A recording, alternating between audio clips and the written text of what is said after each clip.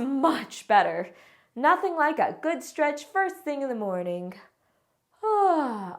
Or maybe after you've been sitting at your desk for a while, or stuck on a long flight or car ride.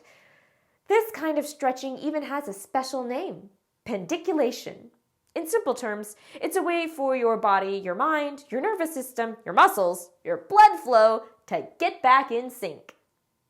But why do we do all this?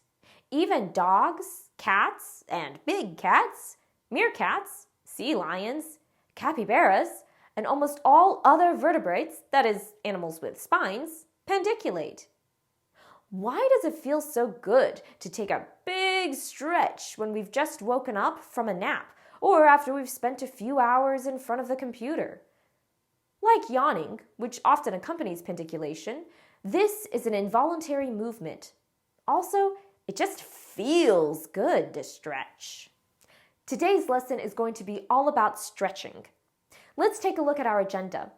We will begin with a short introduction to stretching, talk about some of the different benefits of stretching, and look at some of the different ways to incorporate stretching into your routine, from the time you wake up in the morning to the time you head to bed. If you're up for it, let's do a nice big stretch and settle in.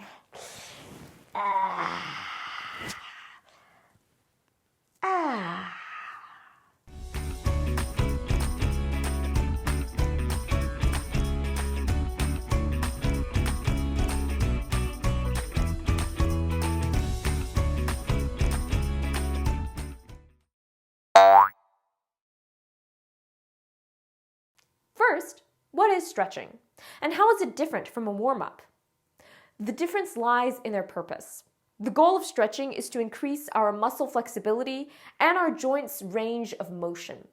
A warm-up, on the other hand, is intended to elevate our core temperature and increase blood flow to our muscles.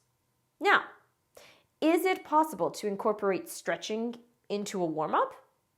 Absolutely.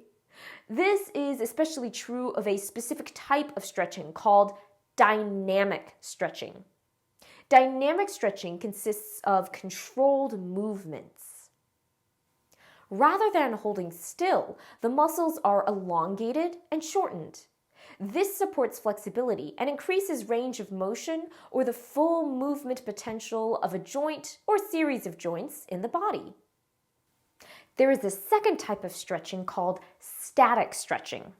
Static stretching is, static, which means you hold a position for a certain amount of time where the muscle is being stretched, at least 30 seconds.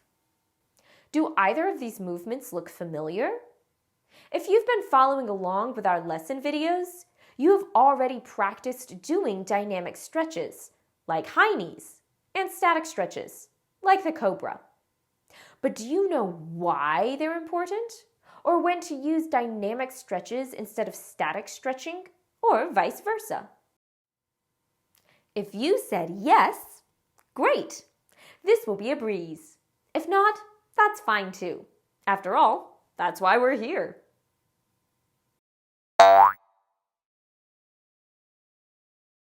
So why do we stretch? There are several benefits of stretching, but the simple answer is this: because stretching helps keep our muscles and joints strong, flexible, and healthy. The kind of stretching, dynamic or static, and the timing of stretching, like before or after a workout, will affect to what extent you experience these benefits. For example, stretching before a workout can provide several benefits, including increasing blood flow to the muscles, which can help improve performance things like speed and acceleration, agility, and balance. Increasing muscle activation, which can help to engage the right muscles during exercise. Stretching can also improve flexibility and range of motion, which can help prevent injury during exercise.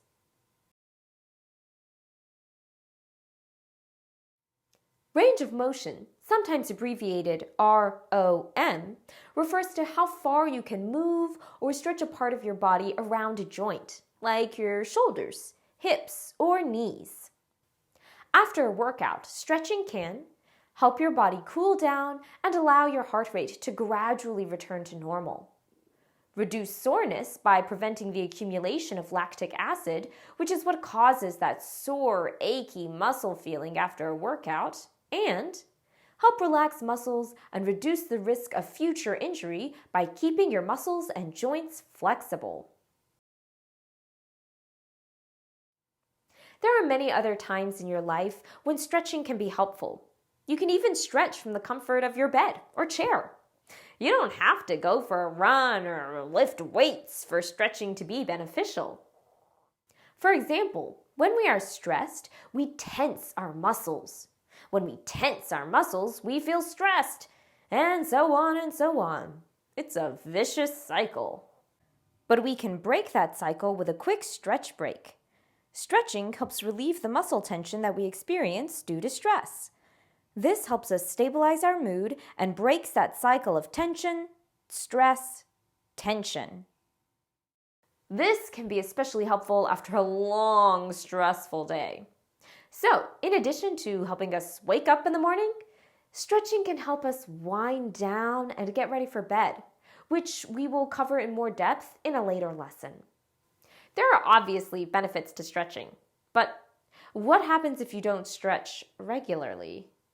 Moving less makes moving harder, and the same is true for stretching. If your muscles already feel tight and inflexible, your muscles will only continue to become tighter and more inflexible. That is, unless you stretch.